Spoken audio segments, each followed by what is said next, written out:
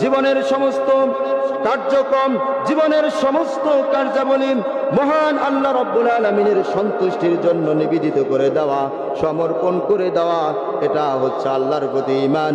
আর জীবনের সমস্ত কার্যক্রমগুলি আখিরাতে প্রতিদান পাওয়ার আশা নিয়ে আখিরাতের জন্য নিবেদিত করে দেওয়া, এটার নাম হচ্ছে আখিরাতের প্রতি ঈমান। ঠিক কিনা? আরো জোরে বলেন ঠিক কিনা? এজন্য আমার প্রিয় ভাইরা, একজন প্রকৃত ঈমানদার নারী পুরুষ তাদের সংসার জীবনের সূত্রপাত করবে কার জন্য? আরো জোরে বলেন কার জন্য? একজন প্রকৃত ঈমানদার নারী পুরুষ তাদের সংসার জীবনের সূত্রপাত করবে আল্লাহর জন্য এবং আখিরাতের জন্য। একজন প্রকৃত ঈমানদার নারী, যেই নারীর ভিতরে আল্লাহর প্রতি ঈমান আছে, আখিরাতের প্রতি ঈমান আছে এবং আমলে সালেহ আছে, ওই নারী একজন পুরুষকে স্বামী হিসেবে গ্রহণ করবে।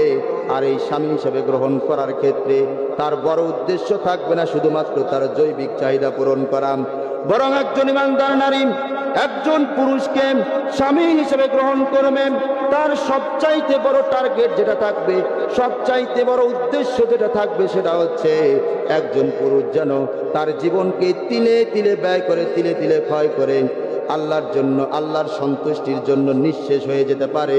এই পথে, এই রাস্তায় সাহায্য করার জন্য, সহযোগিতা করার জন্য একজন নারী একজন পুরুষকে স্বামী হিসেবে গ্রহণ করবে। কথা বলেন ঠিক কিনা? একজন প্রকৃত ঈমানদার নারী, যেই নারীর ভেতরে আল্লাহর প্রতি ঈমান আছে, আখিরাতে ঈমান আছে, আমলে সালেহ আছে, সে তার স্বামীর কাছে দামি দামি শোকেস, খাট, আলমারি, দামি দামি গহনাগাটি ইত্যাদির দাবি করে না।